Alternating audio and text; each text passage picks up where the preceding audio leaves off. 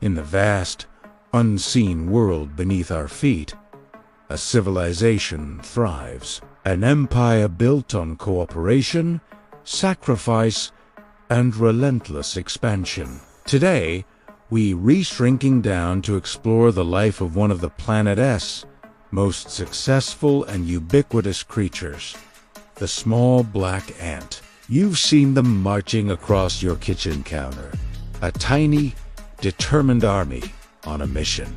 But have you ever truly looked at one? What you're seeing is likely the little black ants, Monomorium minimum, or perhaps a close relative like the odorous house ant.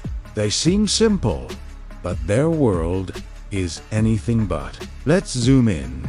An ant's body is a marvel of biological engineering, divided into 3 distinct parts: the head, the thorax, and the gaster.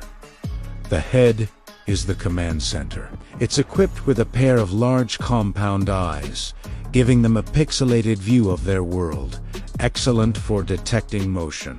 But their primary sense organs are their 2 elbowed antennae.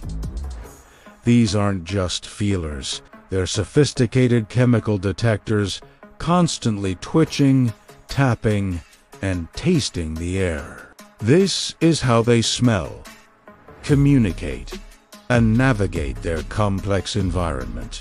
Below the antennae are the mandibles, powerful jaws that can cut, carry, crush, and fight. They are the ultimate multi-tool. Moving back, we find the thorax, the engine room. This is where all 6 of the ant's legs are attached. These spindly legs are surprisingly strong, allowing an ant to carry objects many times its own body weight. At the end of each leg are tiny claws, giving them the grip to scale vertical surfaces with ease. Finally, we have the gaster, the large, bulbous, rare section. This isn't just for digestion. It also houses vital organs, a venom sac in some species, and a social stomach. Yes, a social stomach. Ants have 2 stomachs. One is for their own nourishment, and the other, the crop, is for storing liquid food to share with their colony mates. This act of sharing food, called trophallaxis, is the lifeblood of the colony, binding them together. This brings us to the heart of the ant world. The colony, an ant, is not an individual. It's a small part of a superorganism. The entire colony functions as a single entity, with a level of cooperation that would make any CEO envious. At the top, or rather, at the very bottom of the nest, resides the queen. She is the founder and the future of the entire colony. Her life began as a winged princess. After a nuptial flight, where she made it high in the air, she landed, shed her wings, and excavated a small chamber to lay her first eggs. She is an egg-laying machine, capable of producing thousands of eggs in her lifetime, which can span over a decade. Her firstborn daughters are the Nenedics, small, frail workers who will be responsible for raising the next generation. From these humble beginnings, the colony explodes. The vast majority of ants you see are sterile female workers. Their lives are a whirlwind of activity, dedicated entirely to the survival of the colony. They are divided into castes based on age and sometimes size. The youngest workers, the nurses, stayed deep within the nest, tending to the queen and the precious brood, the eggs, larvae, and pupae. They meticulously clean the eggs, feed the maggot-like larvae, and assist the pupae as they emerge as new adult ants. As a worker ages, she graduates 2 new roles. She might become a nest builder, excavating tunnels and chambers, creating a fortress of soil and saliva. Or she might become a food processor, taking the bounty brought back by foragers and preparing it for distribution. The oldest, most experienced, and most expendable workers become the foragers. These are the ants we see.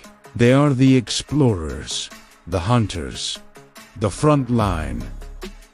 Their life is perilous. They face spiders, predatory insects, rival ant colonies, and the giant, unpredictable feet of humans. Every journey is a gamble, but it's a risk they take for the good of the whole. So what are they looking for? Small black ants are opportunistic omnivores. Their diet is incredibly varied. They are masters of finding and exploiting resources. A primary food source is honeydew, a sugary liquid excreted by aphids. Ants will actively fawn these aphids, protecting them from predators like ladybugs in exchange for this reliable source of energy. It's a fascinating example of interspecies cooperation, but they also need protein, especially for the growing larvae. So they hunt. A lone ant might be small, but together they are a formidable force.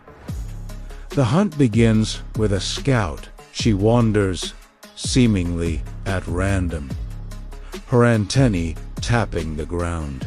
When she finds a food source, a dead insect, a dropped crumb, a speck of sugar, they're real. Magic begins. She takes a sample and hurries back to the nest.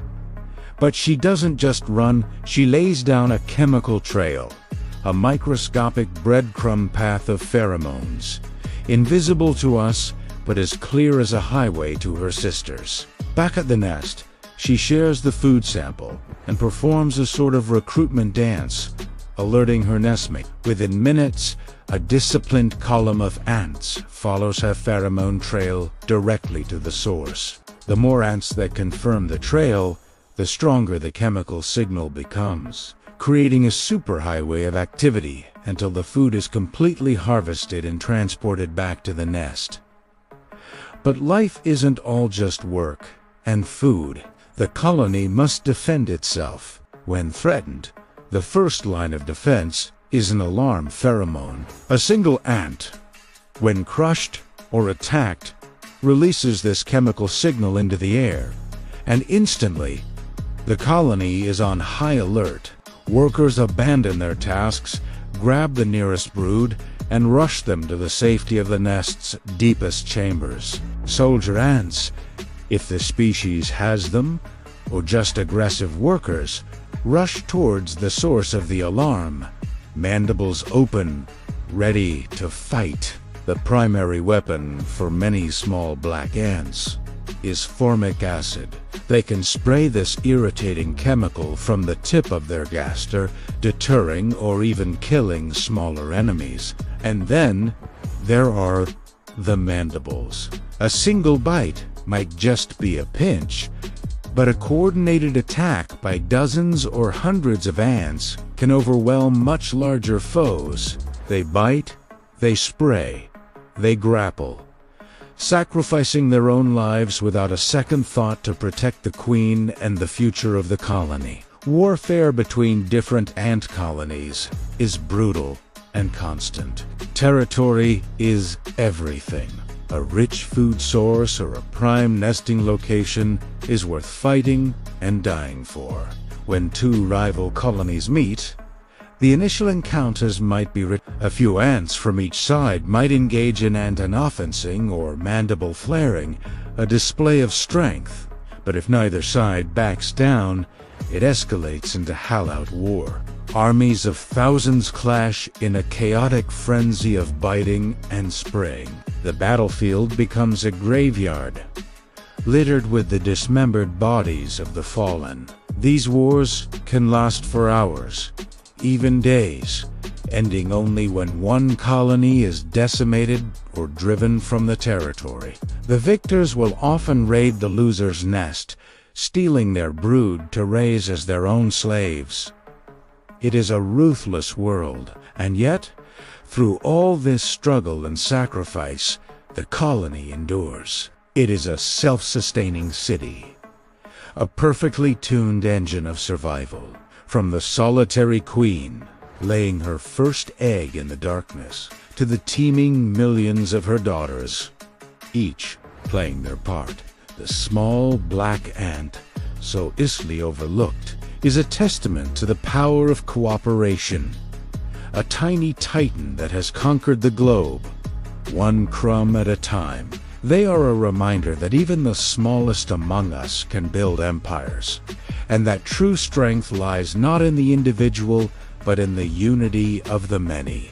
So, the next time you see a line of ants marching with purpose, take a moment to appreciate the complex, dramatic, and truly epic saga unfolding right before your eyes. Thanks for joining us on this journey into the miniature world of the ant. If you found this as fascinating as we did, be sure to hit that like button and subscribe for more deep dives into the natural world. See you next time.